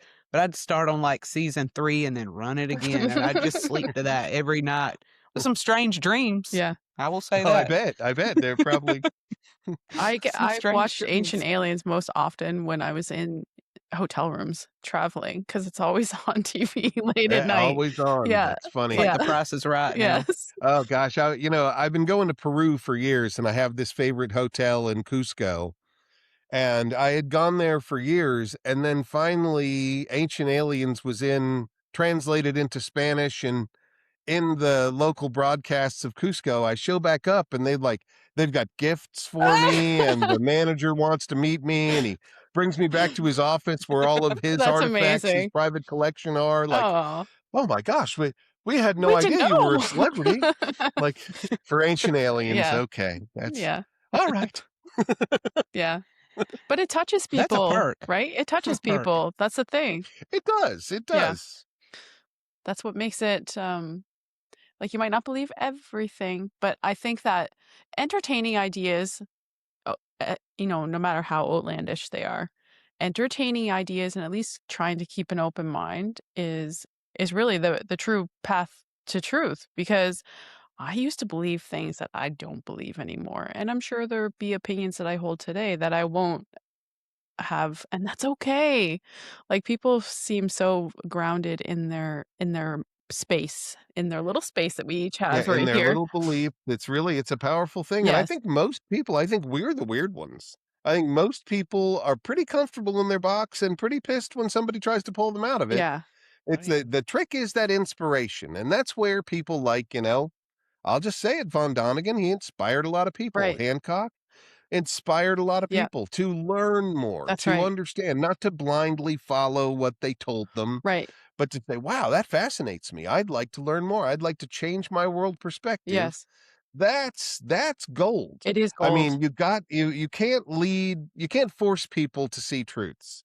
You have got to Yeah. inspire them to be willing to embrace them on their own level, Mhm. and not everybody can do that. Yeah, like, And the specifics of their message are almost not as important as the, intention behind the message, which is to just go find out, go read, go learn, go discover for yourself. You don't have to. inspire That's curiosity. right, and that, like you said, that's one of the most difficult things to inspire in people, because it's so much easier to just say, "Nah, I'm good right where I am," you know? Um, And a lot of our I have all social the answers. institutions demand that we do exactly that, yeah, you're right. our religions, our politics, Mhm. our laws, Yes. they encourage us to keep our head down. Yes. That's true. Keeps us gridlocked in place. We don't ever move the needle forward Mm. that way. Me personally, I hope that every single day of my life I am proven wrong about something. Yeah. Actually, That's a good yeah, attitude. and that feeling of, that aversion to discovering, or, finding it disconnecting your thoughts versus the information that's being prevented or presented to you, it's an uncomfortable feeling. And I think a long time ago, and luckily for me, I had good influences in my life. I was taught, you know what, you just embrace that feeling. You just, when that Yeah. happens, you just look it right in the face. So, Yep. yeah. So, Well, that's a hard quality though. Nobody likes to be told they're wrong, yeah. and it's not a great feeling to be It's wrong. not. It's actually a little bit traumatizing when you realize, "Oh my gosh, there's a huge disconnect between what I'm seeing, hearing, learning, and what I thought I knew." And if I look back in my life, I can almost pinpoint the most significant ones. Like, you never forget. But those are the moments when your thought patterns turn in a different direction, and something else becomes possible. And if you just forget about the negativity and go with it, it's like that's where the wild ride happens, you know? One of my favorite books, like they're almost like a self-help book, Mhm. but it's Dale Carnegie's How to Mm. Make Friends and Influence People. You I've ever heard read of that it. one? I've never read it, but One of his main tenets that I always take to heart is never correct people. No one will ever change their mind because you told them. It'll just make them like you less. that's true. That's really And true. so, the technique or the better way is to talk about your own experiences and try to inspire people to look from your perspective, but from their own. People change because of Mhm. internal dialogue, That's right. not from somebody who said, "Hey, you're a dumbass. You don't know that." Right. Yeah. I'll tell you what you know. That nobody likes that, even in the nicest of ways. It rubs people wrong. Don't I try never to correct anybody because nobody ever appreciates that. Yeah, They just I think you're a don't. jerk for embarrassing them. that's very true. That's very true, Ed. I was That's one of just his preaching main on that. rules. Don't correct people. Yeah. Nobody likes that. If someone's wrong, you're not gonna change their mind by telling them that they're a fucking moron. And I see that more often than Exactly. I would like to in the comment sections. People just say anything in the comment sections. It's the worst offender. It is the worst offender. It's one of the worst parts of this new social media thing that people who would never have the bravery to say that to your face Right. pop off with Right. these ugly statements and Yes. and fire everybody up. And Like golly, I it's think that debate in the form of like presenting your version or maybe new information into a conversation to say, well, actually, like this, I found this, and this might help, create yeah. In my a clearer experience, picture for you. That's different. That's offering something and not attacking somebody. That's cooperation. Yeah, that's That's working discussion. together. Even if it gets a little Yeah. heated, it's still discussion, and that's okay. People get passionate, and I think that's important too. yeah, and like you're. I hope you remain safely ensconced in Canada, but here in the States, we're having a bit of a social, like almost revolution. There's two sides just coming at each other, Yeah. and Completely the polarized. the liberal side really does make big mistakes when they call people stupid and Mm, say like, how can you even think that? What's your problem? What are you stupid? You need more education. yeah. It really does just fire up the other side who, regardless of their education level, they think that, and they are being high-hatted Mhm. by people like that. Yes. And it just inflames the situation. And a certain cadre of intellectual America Mhm. thinks they're just going to shame people into Submission, behaving yeah. differently. Good luck. Good luck. Yeah. Yeah. Like, are you Yeah, that's what got stupid? us Yeah. You here. must be stupid to do that and believe that. Yeah. Like that's Typical. Yes, I am it's a Typical. true stupid. problem. It's a Like, true problem. yeah, it is. Yeah. That's one of the reasons I try to be down to earth. I try to just talk about regular stories Yeah. and try not to It's a smart. make people think I think I'm smarter than them, which I do not. Sure. I have a certain set of information that I've collected throughout my lifetime, and I have, things to say about it, And things to share and about it. everybody does. That's the thing, is that, just because you don't, like we spoke before about, like, you can't possibly know everything about it. It's all right to let someone else have a minute to shine, you know what I mean? And it's also all right to be wrong. Like, I think that's if I could teach one thing to every single person, it's it would be that it's all right to be wrong. Like, you have to learn how to be cool with that. Like, you have to chill out because you're gonna be wrong, because It it's again, it's this internet thing, man. We can look up everything. There's no answer that I can't know yeah, because of my phone. yeah, When I'm a Gen X guy. yeah, I grew up, in the 80s where we were just allowed to not know. yeah. Yeah. Like, if hey, who's the president of France? I don't know. I guess I could get on my bike and ride down to the library and try And to go figure find that out. Who out. cares, man? So, I don't know. I don't know. I'm going on with my day. Yeah, true. Very true. Now we can know everything, and it's maddening. Yeah, It is. yeah. It is. It's an overloaded feeling sometimes. I know I get that way. I imagine that I hope everyone else feels that way too sometimes, Like- because It was so much easier to be comfortably stupid in the 80s. this is true. Ignorance is bliss. I why was they say raised that. by comfortably stupid parents. So. Same. And they're fine with that. They're totally cool. My dad's very much like that. There's a bumper sticker in there somewhere. Yeah. Just ride the stupid. Yeah. Just Yeah. you're okay. Yeah. Well, if they were to acquire too much knowledge, they would forget all the phone numbers they had to remember. Bless so. them. Geez, I still got phone numbers floating around in my head that are useless. Yeah. Same. I Same. grew up at a time where I still had to remember phone numbers, and instead of emails and passwords. So one thing has replaced the other at this point. So Like at the pharmacy, like, okay, what's your wife's phone number? I don't know. It says Cassandra here. Right. Ask my phone. I don't know. I I don't have to know. look my husband's up every time. Yeah. I have to go in my phone and be like, "Here's my husband." Yeah. Like, it's crazy to Funny. me that I don't know his number. The only Like, if I phone number I If I went to remember. jail, I'd be up shit creek. Yeah. Isn't it interesting how just our circumstances in this generation are changing the way our brains learn and what we retain and what we don't? Yes.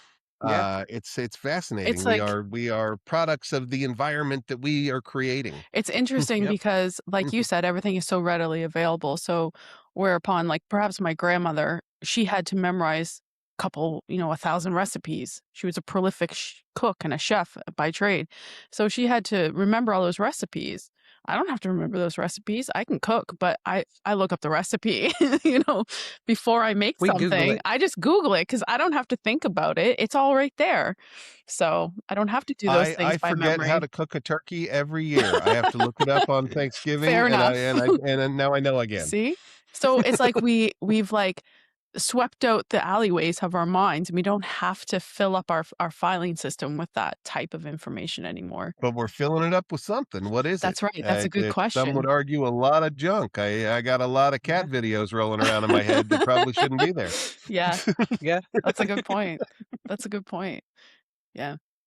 And I was reading an article the other day about somebody discussing the difference between, 30 years ago, you might pick up a novel in the evening and read. So is that any different than somebody who spends their time reading, like I do, articles or research or, that sort of thing on my phone or online? I would argue that nowadays because I was a very prolific reader as a younger person, nowadays I actually read more than I did then because it happens more often.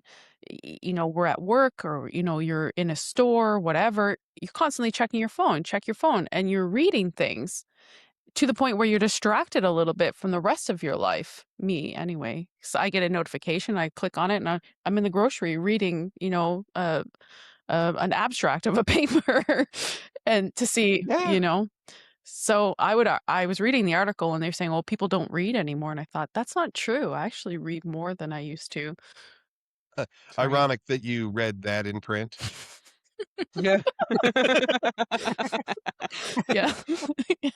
No, you're absolutely right. We are digesting Mm, our reading in different ways now. yeah. We don't sit down and read a book, but we have 3 minutes throughout the day where we're reading an article, Hmm. we're reading a recipe, Hmm. we're reading directions, where we are always reading. Yeah.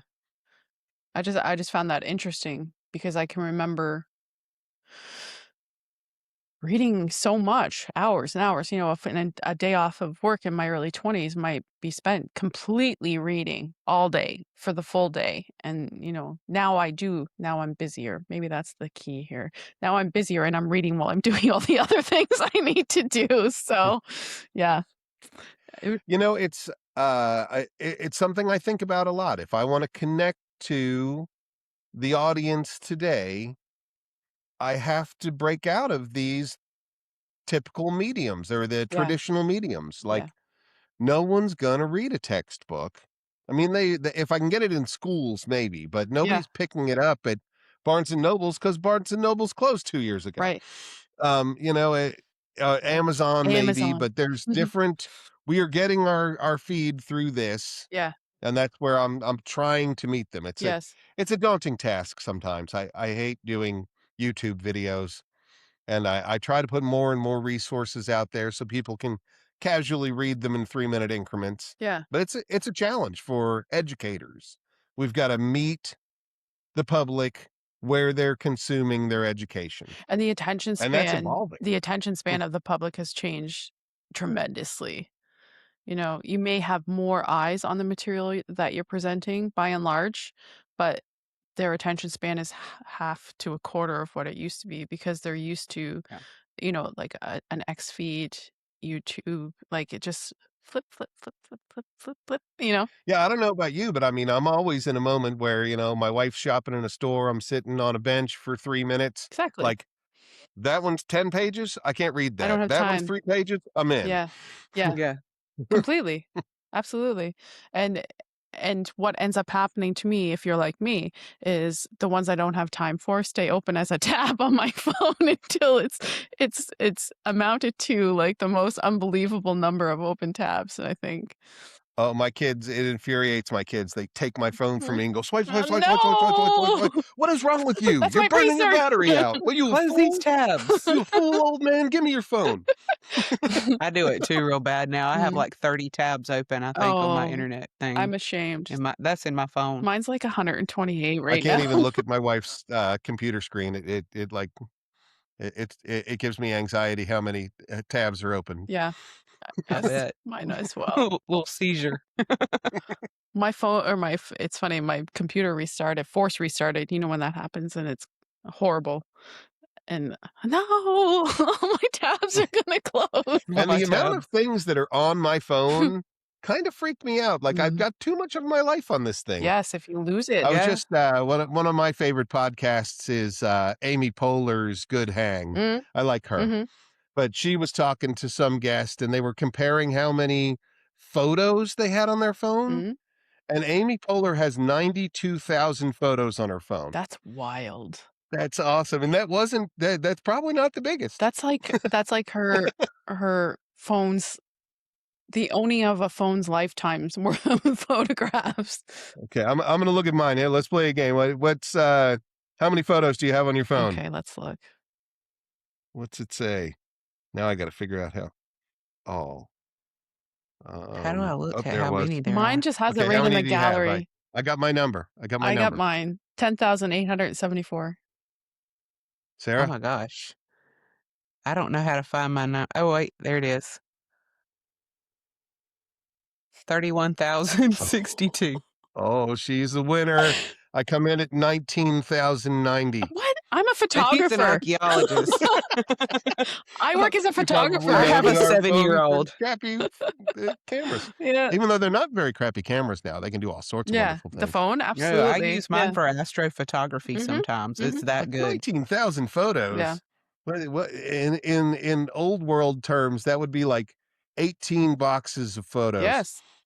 Like Yeah. you could build a fort out of the photo albums. The But I have amount of like things that we're hanging on to, the data that we're hanging on Yeah. to is astounding. Yeah. It's all very it's all exciting. pictures of my daughter and my pets. Yeah.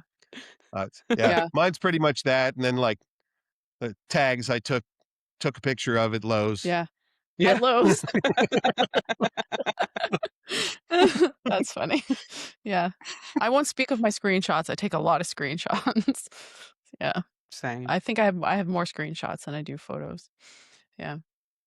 But yeah. Oh, speaking of screenshots, I did have one more question that I wanted to ask.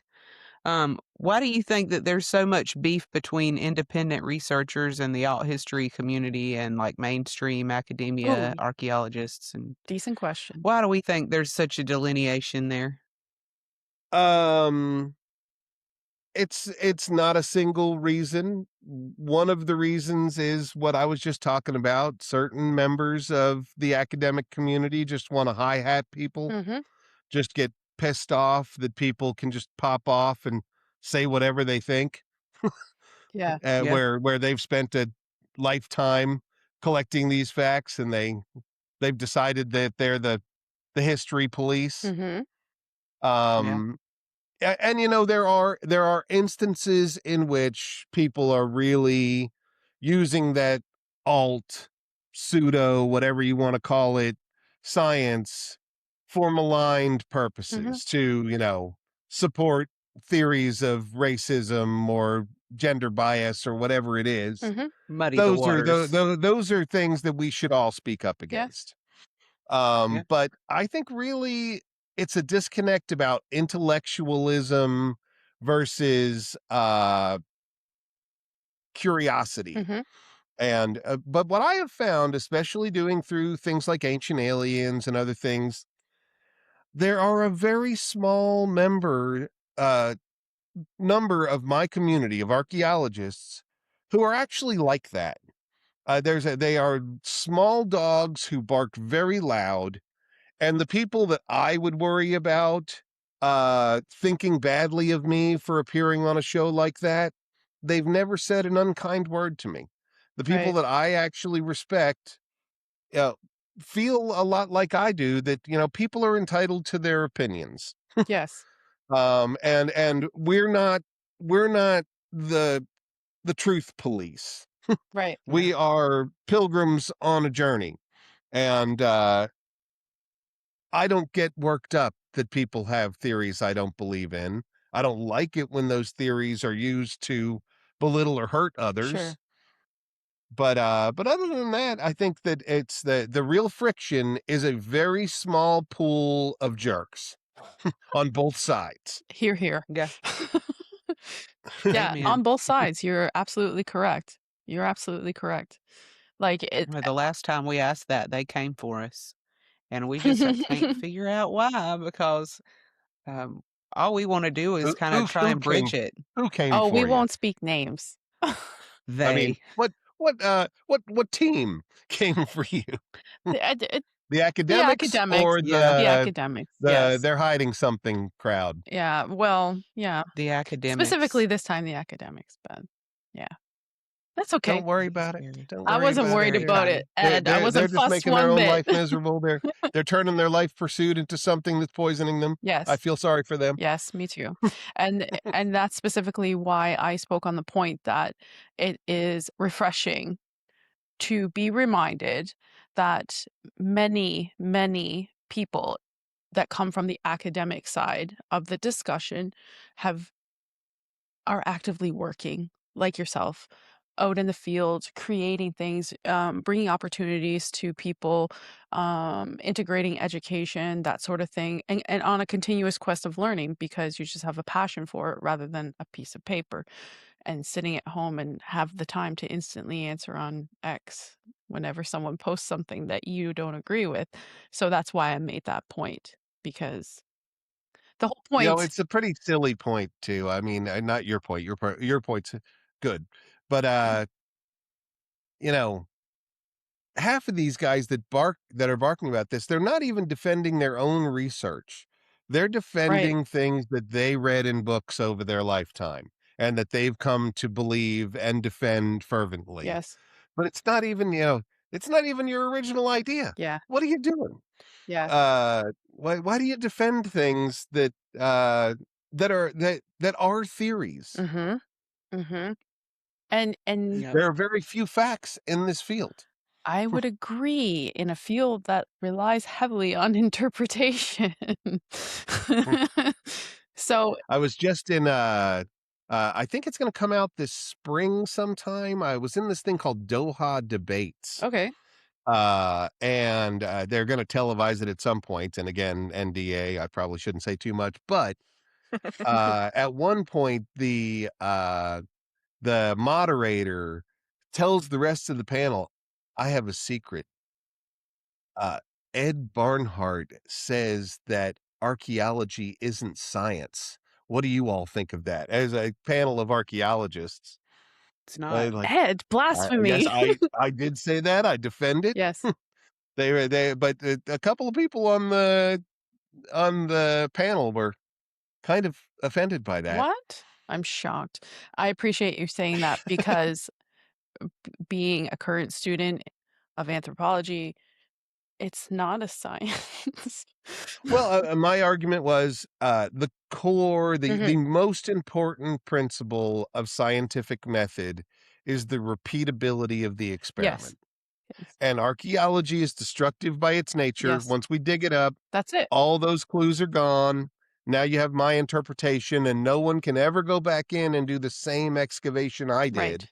You are stuck with my interpretations. It cannot be objectively repeated and confirmed by another Like, no matter scientist. how And in well that it's regard, it falls documented. short of science. Yes. It is archaeology is a technique Yes. where we dig things out of the And it earth. relies on scientific method, for dating and whatnot there, of course, but There are science elements for sure, yes. but scientific method at its core must be repeatable. Like carbon 14 is a pretty Mhm. good example Mhm. of the scientific method. We can get a big chunk of charcoal if we don't just waste it all.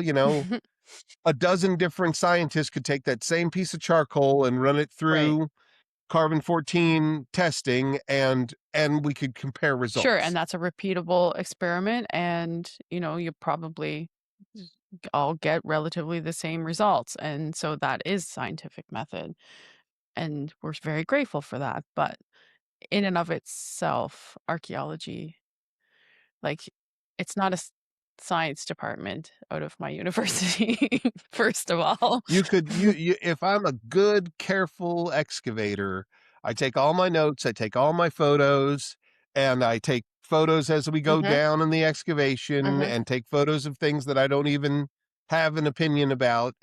That at least allows people to go back through my data Yes.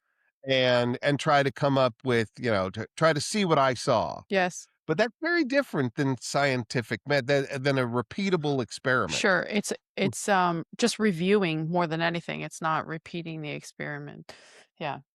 And there And we have got, that's where these books that these guys are having arguments about are so kind of dangerous. yes. I mean, are we really going to take what an archaeologist in the 1930s wrote in his paper as the Th definition of that Sure. The civilization? end all be all. That's kind of ugly when you look at It it is like kind of that. ugly. Yeah.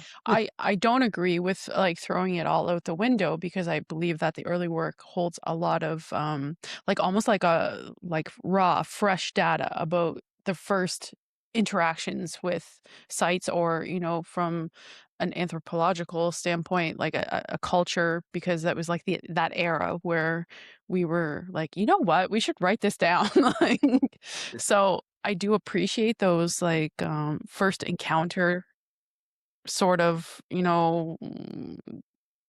like any And material. especially the objective data that they come up Yes, with, photos, yes, sometimes even ethnographies, but yes. artifacts. These are all, those are our facts. Yeah, it's valuable, And it's very the only valuable. difference between a guy like me and a guy like Van Donegan Mhm.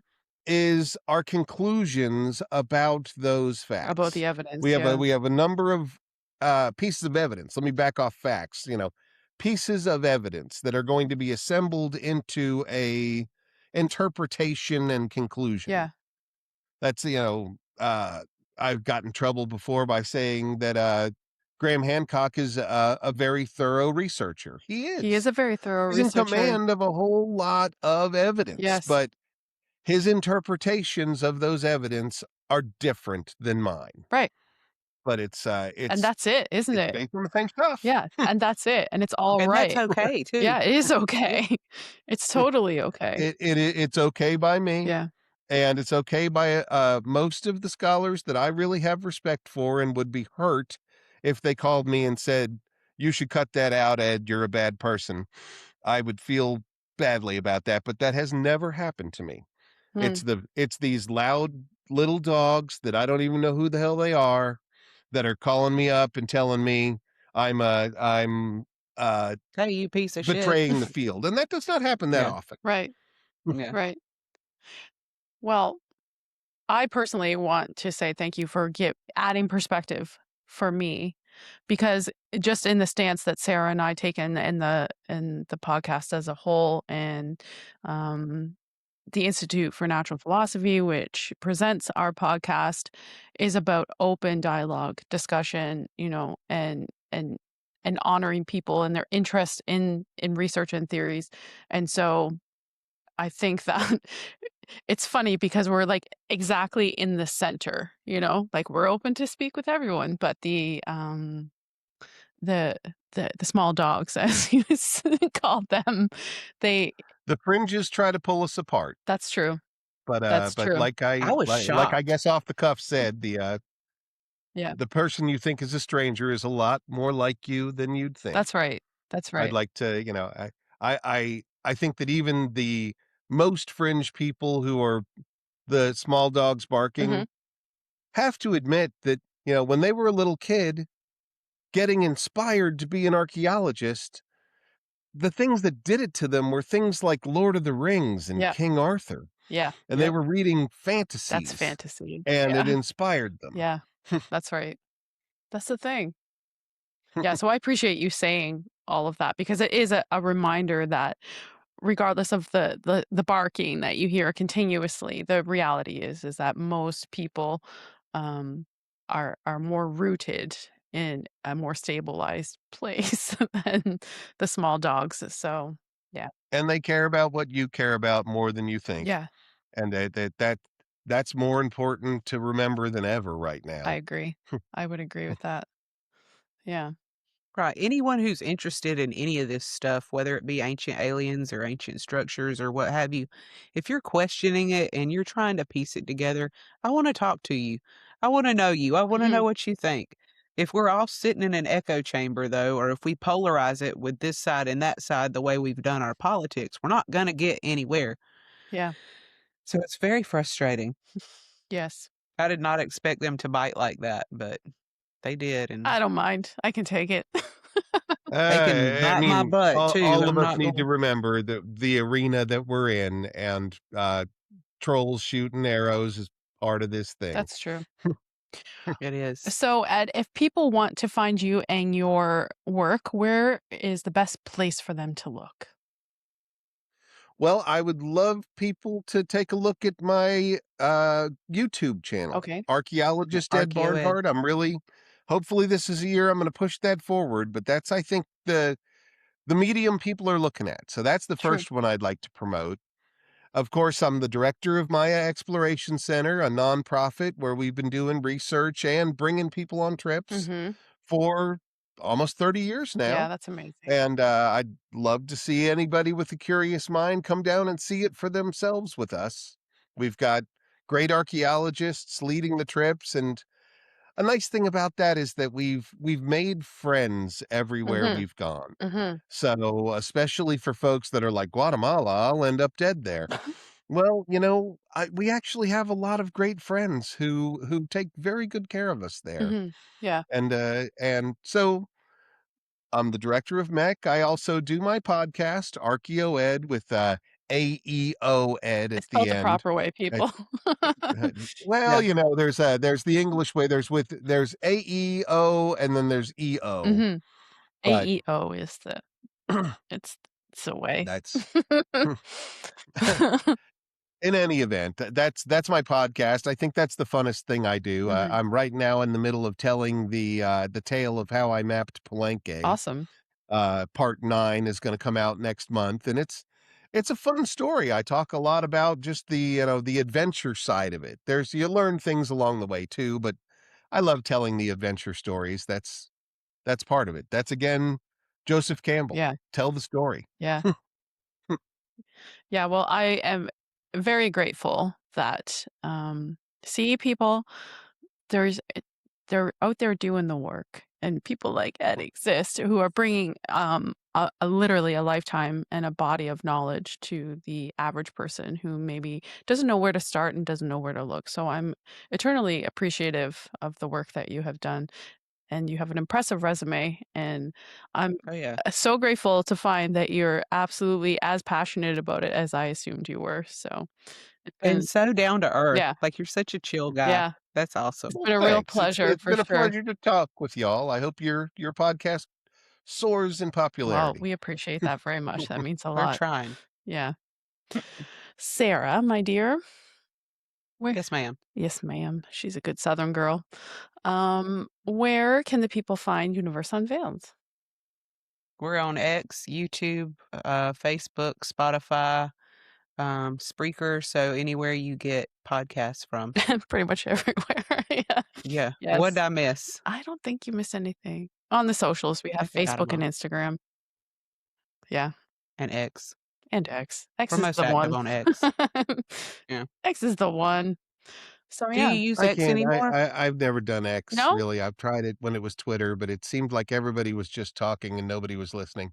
Well, Yeah. no, well, it's like you have to find your tribe there, and once you do, Yeah, it's I kinda guess cool. so. Yeah. Yeah. I didn't it I tried it when it was Twitter too, and I was like, "What's the point?" I let that account sit there, Yeah, yeah, and I think they shut it down. yeah, I think I'm So, just oversaturated. There's no more social media that fits in my brain. yeah. Things- I mean, could it's be. good that you recognize that. That's probably for the best. So Yeah, we were Anyway, I just saying interrupted your we'd outro. Sorry, I'll be quiet. no, you're fine. that's okay. I'll just keep on talking all day. She will. She will. So, Ed, we thank you so much for the time that you spent with us. We're very grateful. It's been a real pleasure, and I look forward to checking out all of your videos on YouTube for sure. We It's got a appreciate good it. one about Poverty Point I was just watching. Yes, Sarah sent me that, so that's on my Sorry. that's one of the Awesome. tabs that's open on my phone, just so you know. Well, I've already got my video equipment set up, so shortly after this, I'll be recording another video. Awesome. That's good. I'm Us excited. too. Us too. Well, enjoy that, ladies. It Yes. was a real pleasure to meet you. Yeah, you as well. Thank you, Ed. It was an honor. Mhm. And just so everyone knows, you can catch a fresh episode of Universe Unveiled every second Wednesday on YouTube and X. And Sarah and I do our sweet little Sunday news segment, dropped at 11:11 on YouTube and X every week. Thanks very much, everyone, for watching. We appreciate it. Have a nice week. Bye. Bye.